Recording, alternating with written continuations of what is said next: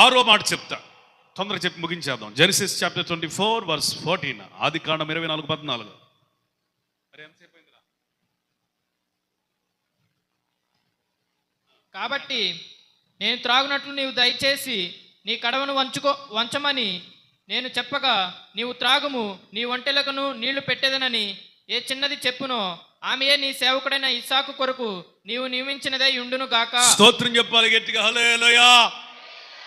పరిచారకులు ఐదుగురు మనం జ్ఞాపకం చేసుకున్నాం, 5 పాఠాలు నేర్చుకున్నాం. 6వ పాఠం రెబ్కా నుంచి మనం ఏం నేర్చుకుందాం? ఎలియాజరు దేవుడిని ఒక సూచన అడుగుతున్నాడు. అయ్యా, ఈ ఊరి ఆడపిల్లలు నీళ్లు తోడుకోవడానికి వస్తున్నారు. వీళ్లలో ఎవరు నా యజమానుడైన అబ్రహాము యొక్క కుమారుడైన ఇస్సాకుకు భార్యో నాకు తెలియదు, కానీ నేను నీళ్ళు అడుగుతాను. అమ్మా నీళ్ళు పోయి అంటే నాకు మాత్రమే కాదు, నా ఒంటలకు కూడా ఎవరైతే పోస్తారో వాళ్ళు నీ యజమానుడై కుమారునికి భార్య అవుతుందని ప్రార్థన చేసుకొని దేవుని దగ్గర సూచన అడిగాడు. త్వరగా వస్తుంది రెబ్కమ్మని అడిగాడు. ఏమనంటే, అమ్మా దూరస్తుండమ్మా, పరదేశినమ్మా, కొంచెం మంచినీళ్ళు పోస్తావా అంటే రెబ్కమ్మ అంటుంది కదా, అయ్యా నీకే కాదు నీ ఒంటెలకు కూడా పోస్తాను అంది. అంటే రెబ్కమ్మ మనకు నేర్పించే పాఠం, పరిచారకుడు ఎట్టుండాలంటే మైలు వెళ్ళమంటే 2 మైళ్ళు వెళ్ళాలి. స్తోత్రం చెప్పండి. ఇది చాలే అంటే ఇంకా చేస్తాలేనా అనగలగాలి. హల్లెలూయా. ఒంటెలు కొన్ని 100 లీటర్ల నీళ్లు తాగుతాయి. ఒక్కసారి ప్రయాణం అయితే అవి 200 లీటర్ల దాకా నీళ్లు తాగుతాయి ఒక్కొక్క ఒంటె. అన్ని ఒంటెలకి నీళ్లు పోసేసేసింది. ఓపిక ఎక్కడది, శక్తి ఎక్కడది, బలం ఎక్కడది? పరిచర్య చేయాలనుకున్న వాడికి దేవుడే బలం ఇస్తాడు. స్తోత్రం. సాకులు ఎతికే వాడికి అపవాది రోగాలు ఇస్తాడు. పరిచర్య చేయాలనుకున్న వాడికి ఆరోగ్యం దేవుడు ఇస్తాడు. తప్పించుకునే వాడికి రోగాలు అపవాదిస్తాడు. నీకు రోగం కావాలా, ఆరోగ్యం కావాలా? చెప్పాలి. పరిచారకులు ఎట్లుండాలా? పెద్దగా అడిగినవన్నీ ఇచ్చే దేవుడు ఆయన ఇస్తాడు. మనం ఎట్లా ఉండాలి?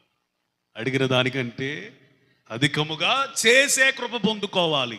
స్తోత్రం. ఇది కూడా కృపే. ఆమేన్. చేసే నాకు లేదు అని చెప్పడం చాలా తేలిక.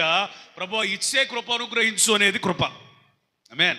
నేను చెయ్యలేను అనేది చాలా తేలిక చెప్పడం, కానీ నేను చెయ్యలేను కానీ చేసే కృప కావాలి అని అడగటమే కావాలి.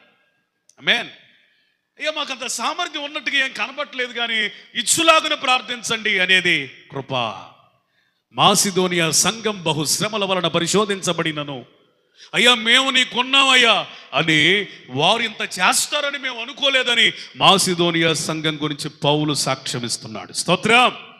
ఏమని చెబుతున్నాడంటే వారు బేసిక్గా పరిచర్య చేసేవాళ్లే, ఇచ్చేవాళ్లే, కానీ ఇంత చేస్తారని, ఇలా ఈ స్థాయిలో చేస్తారని మేమైతే ఎక్స్పెక్ట్ చేయలేదని పౌలుకి ఆశ్చర్యం కలిగింది. అంటే అడిగిన దానికంటే అధికముగా చేసే నైజం, ఆ కృప మాసిదోనియా సంఘానికి ఉంది. స్తోత్రం. హల్లెలూయా, హల్లెలూయా. మనకు కూడా కృప వచ్చును గాక. అసలే శ్రమలు, మళ్ళీ ఇదొక బాధలు. ఈ రకాలు ఉంటారే, ఈ సోంబేర్లు, జనాలను వెనకలాగే వాళ్ళు ఉంటారే, వీళ్ళ వల్ల సంఘానికి పైసా ఉపయోగం ఉండదు. వీళ్ళు బాగుపడరు, బాగుపడే వాళ్ళని బాగుపడనీరు. వీళ్ళు ముందుకెళ్ళని వాళ్ళని ముందుకెళ్ళనీరు. వీళ్ళు చెయ్యరు, చేసేవాళ్ళని చేయనీరు. మాసిదోనియా సంఘం లాగా think just like the church of Macedonia. Macedonia సంఘం ఏం ఆలోచించిందంటే శ్రమలు సాకు చెప్పొచ్చు, బాధలు సాకు చెప్పొచ్చు, ఇవేవి కాదు, మాకు ఒక కారణం ఉంది, దాని పేరు కృపా. స్తోత్రం. సాకులు కాదు, మనకేం కనపడాలి? కారణం. ఆ కారణం పేరేంటి? కృపా. స్తోత్రం. పారిపోయేవాడికి సాకులు చాలా ఉంటాయి, కానీ నిలబడి పరిచయం చేసేవాడికి కృప కావాలి. ఆమేన్. శక్తికి మించి ఎంత చేస్తారని పౌలు కూడా ఊహించలేనంత. రెబ్కమ్మ గారు చేసిన పరిచర్య అంత గొప్ప పరిచర్య అంటే దేవుడు అడిగిన దానికంటే అధికంగా ఆమె ద్వారా చేయించాడు. 7వ పరిచారకురాలు రూతు. స్తోత్రం. రూతు గ్రంథం తీయండి, 7వ అధ్యాయం 7 చదవండి. రూతు గ్రంథం 2:7. త్వరగా ఎవరికి దొరుకుతాడు చదవండి అమ్మా, టైం అయిపోయింది. ఆమె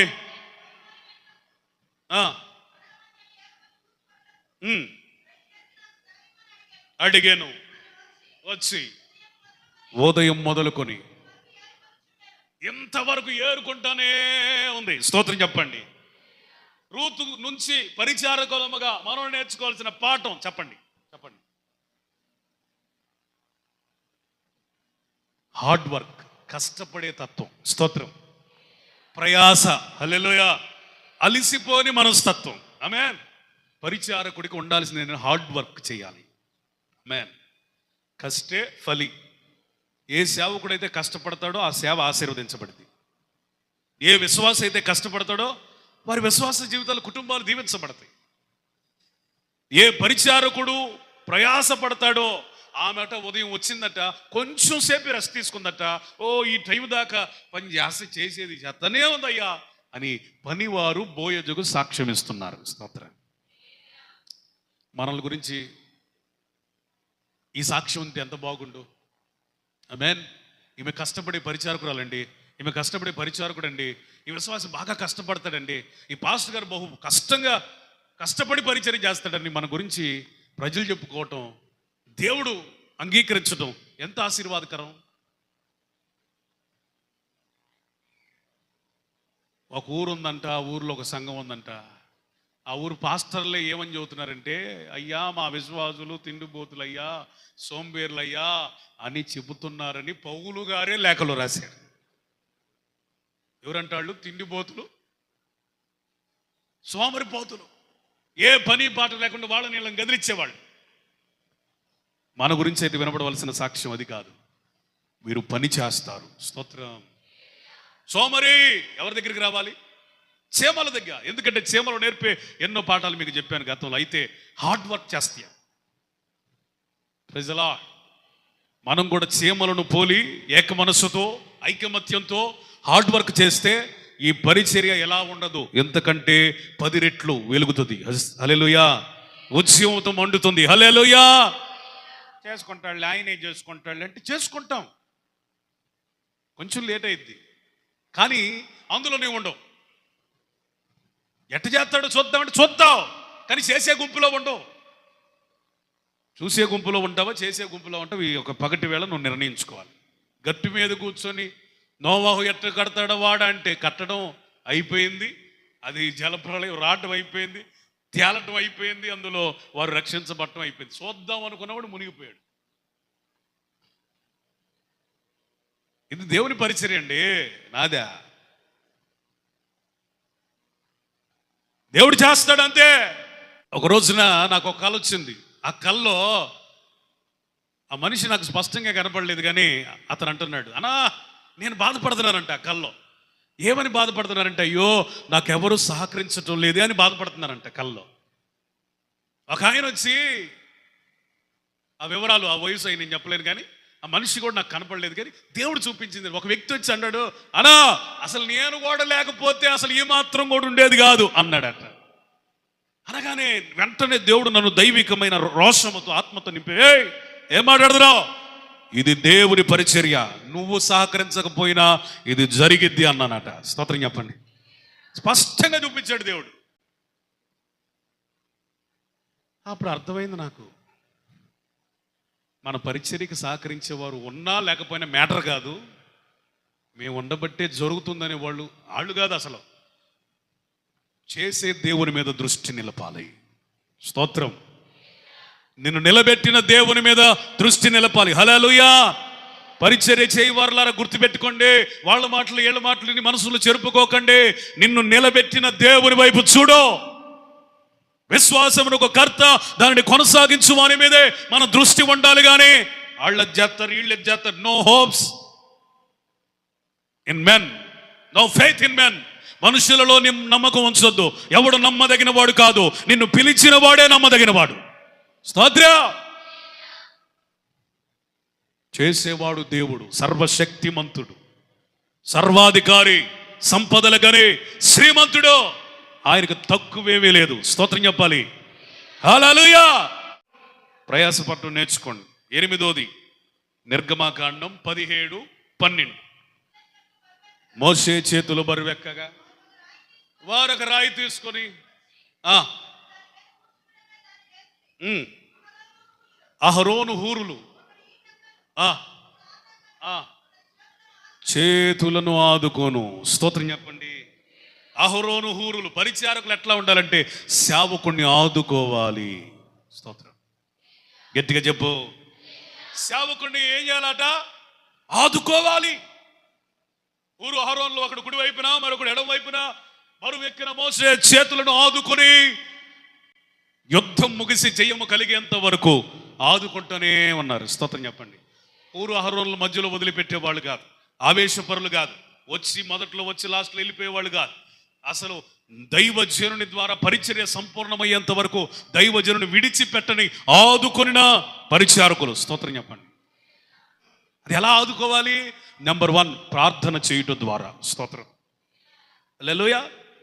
నెంబర్ 2, మానసిక బలము ద్వారా, మెంటల్ స్ట్రెంగ్త్. ఒక్కొక్కసారి మానసికంగా దైవజనుడు కృంగిపోయినప్పుడు బలపరచుట ద్వారా. నెంబర్ 3, ఫైనాన్షియల్ సపోర్ట్, ఆర్థికమైన ఆదుకొనుట. ఆర్థికంగా ఆదుకోవాలి, శరీర సంబంధంగా ఆదుకోవాలి, ఏమండి మెంటల్గా ఆదుకోవాలి, ఆర్థికంగా కూడా ఆదుకోవాలి, ప్రార్థనలో ఆదుకోవాలి. పాల్యాంక్షో గారు ఇంత గొప్ప పరిచయం చేస్తున్నారు. మీ పరిచర్య కారణం ఏంటండి అంటే, నా కొరకు ప్రార్థించే సంఘమే నా పరిచర్య విజయ రహస్యం అన్నాడట. స్తోత్రం చెప్పండి. ఏ సంఘం అయితే ప్రార్థన చేస్తుందో ఆ సంఘం ఖచ్చితంగా దైవజనికి సపోర్ట్ చేసినట్టే. ఏ సంఘం అయితే ఆర్థికంగా ఇస్తుందో ఆ పరిచర్య వృద్ధి పొందిద్దంతే. దేవునికి మహిమ కలుగును గాక. కృంగిపోయినప్పుడు ఏ విశ్వాసులైతే మళ్ళీ కొల్లబడవకుండా ఏం చేస్తారు?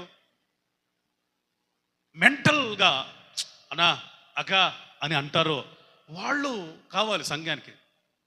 జరగాలే, అవ్వాలే అనేవాళ్ళు కాదు.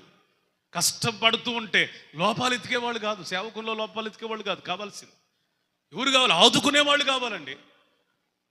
దేవునికి స్తోత్రం చెప్పండి. Praise the lord. 9వ మాట చెప్తా. రోమా 16:1.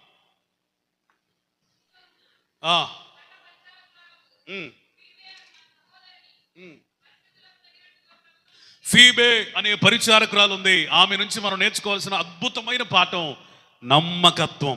స్తోత్రం చెప్పండి. ఒక స్త్రీ అయ్యండి రోమ్లో ఉన్న సంఘానికి రోమా పత్రికను అందించడానికి పౌలు గారు చెప్పగానే ఓడ ప్రయాణం చేసి అందించి వచ్చిందండి. స్తోత్రం.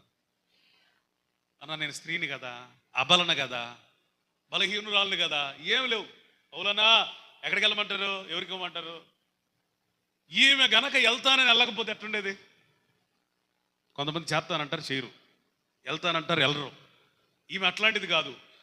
ఆ రోమా పత్రికని సంఘానికి ఇచ్చేదాకా అసలు నా బ్రతుకు ప్రభు ఎందుకే ఇచ్చాడని అనుకొని ఆ రోమా సంఘానికి ఆ పత్రికని ఇచ్చింది. అందుకని ఈరోజు బైబిల్లో మనం రోమా పత్రిక చదువుతున్నాం. స్తోత్రం. రోమా పత్రికను రాసిన పౌలు ఎంత గొప్పవాడో ఆ పత్రికను సంఘానికి అందించిన ఫీబే కూడా అంత నమ్మకస్తురాలు. కొట్టు చప్పట్లో స్తోత్రం చెప్పండి. స్తోత్రం. నిలబడి వాక్యము చెబుతున్న దైవజనుడు ఎంత గొప్పవాడో నమ్మకస్తులైన పరిచారకులుంటే మీకు కూడా అంత ఘనత ప్రభు ఇస్తాడు. ఆమేన్. We need faithful servants in church. సంఘములో నమ్మకస్తులైన విశ్వాసులు కావాలి, నమ్మకస్తులైన పరిచారకులు కావాలి. మాటలో నమ్మకం. ఎక్కడ మాటలు అక్కడ చెప్పేవాళ్ళు పనికిరారు. అంతా బాగున్నప్పుడు బాగుండి చెడిపోయిన తర్వాత ప్రచారాలు చేసేవాళ్ళు పరిచర్యకు పనికిరారు. ఆర్థిక విషయాల్లో కూడా నమ్మకంగా ఉండాలి. రూపాయి నీకు ఇస్తే పైసతో సహా లెక్క చెప్పాలి. సేవకుడు నీకు ₹1 ఇస్తే పైసతో సహా చెప్పాలా? నమ్మకత్వం. ప్రతిదీ ఆర్థిక విషయాల్లో, ప్రార్థన విషయంలో, నమ్మకత్వ విషయంలో, మాట విషయంలో, సాక్ష్యం విషయంలో మనం నమ్మకస్తులం అయితే తప్ప దేవుని పరిచర్య చేయలేము. అందుకని పరిచారకులారా మీరు నమ్మకస్తులై ఉందురు గాక. స్తోత్రం. అపోస్తలుల కార్యం 6:3 అయిపోయింది. 10వ స్తోత్రం. అపోస్తలుల కార్యం 6:3. కాబట్టి సహోదరులారా ఆత్మతోను జ్ఞానముతోను నిండుకొని మంచి సాక్ష్యం పొందిన, స్తోత్రం చెప్పండి, ఆది అపోస్తలులు 7 పరిచారకులను ఏర్పాటు చేశారు. ఆ 7లో 3 క్వాలిటీస్ చూశారు. 1 ఆత్మ కలిగిన వారు, స్తోత్రం. 2 జ్ఞానము కలిగిన వారు, హల్లెలూయా. 3 మంచి పేరంటే అర్థం మంచి సాక్ష్యం. ఆమేన్. పరిచర్య చేసేవాళ్ళకి ఈ 3 ఉండాలి. సాక్ష్యం ఉందా? దైవికమైన జ్ఞానం ఉందా? సొంత తెలివితేటలు కాదు. మూడోది ఆత్మ నింపుదల ఉందా? లేకపోతే పొందుకో. ఈ మూడు కలిగిన వాళ్ళు పరిచర్య చేశారు కాబట్టి ఇక మళ్ళీ ప్రతిదాన్ని వివరించే పని వీళ్ళకి పడాలా, టైం వేస్ట్ చేసుకునే అవసరం అవ్వాలా. వీళ్ళు వాక్య పరిచయలో ప్రార్థనలో దూసుకుపోతున్నారు. వీళ్ళు సంఘానికి కావాల్సిన అన్ని ప్రొవిజన్స్ అందించే పనిలో పడ్డారు. వాళ్ళు భోజనం వడ్డించడం కూడా జ్ఞానం కావాలి. స్తోత్రం. భోజనాన్ని వడ్డించడానికి కూడా తెలివి కాదు, దైవ జ్ఞానం కావాలి. హల్లెలూయా. కొంతమంది కూర్చున్నాం అనుకుని పెట్టు అనేదాకా పెట్టరు. ఆయన తింటాడా తినడా, పెట్టాలా వద్దనేది కూడా ఎవరు నేర్పించాలి నీకు? చెప్పరేంటండి డేవిడ్ గారు? దేవుడు నేర్పించాలా. స్తోత్రం.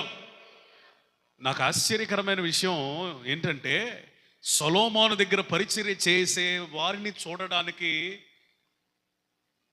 షాబా దేశపు రాణి వచ్చింది. ఎవరిని చూడటానికి? సొలొమోన్నే కాదు, సొలొమోను యొద్ద పరిచర్య చేసే పరిచారకులని, వాళ్ళు కూర్చోవటం, వారు నిలబడటం, వాళ్ళు వేసుకున్న వస్త్రం, వాళ్ళు వడ్డించడం కూడా చూసి నేర్చుకొని వాళ్ళ పరివారానికి నేర్పించాలని వచ్చింది ఆమె. స్తోత్రం చెప్పండి. హల్లెలూయా. బా, సొలొమోను గొప్పోడే కానీ ఆయన సంగతి పక్కన పెడదాం. సొలొమోను వద్ద పరిచర్య చేసే పరిచారకులు ఎంత గొప్పోళ్ళోనండి. స్తోత్రం చెప్పండి. కూర్చోవటం కూడా ఒక లెక్కలో ఉందట. అర్థమైందా? కూర్చోవడం కూడా తెలియాలా, నించోవడం తెలియాలి, వస్త్రం వేసుకోవడం తెలియాలి, వడ్డించడం తెలియాలి. నీకు అప్పగించబడిన పనిని కళగా చేయడం నేర్చుకోవాలి. స్తోత్రం చెప్తారా? Praise the lord. అర్థమైందా? దేవుడు అట్టి కృప మీకు ఇవ్వబోతున్నాడు. నమ్మిన వాళ్ళు స్తోత్రం చెప్పండి. మంచి పేరు అనగా సాక్ష్యము కలుగునుగాక, దైవిక జ్ఞానము కలుగునుగాక, ఆత్మ నడిపింపు కలుగునుగాక. ప్రార్థన.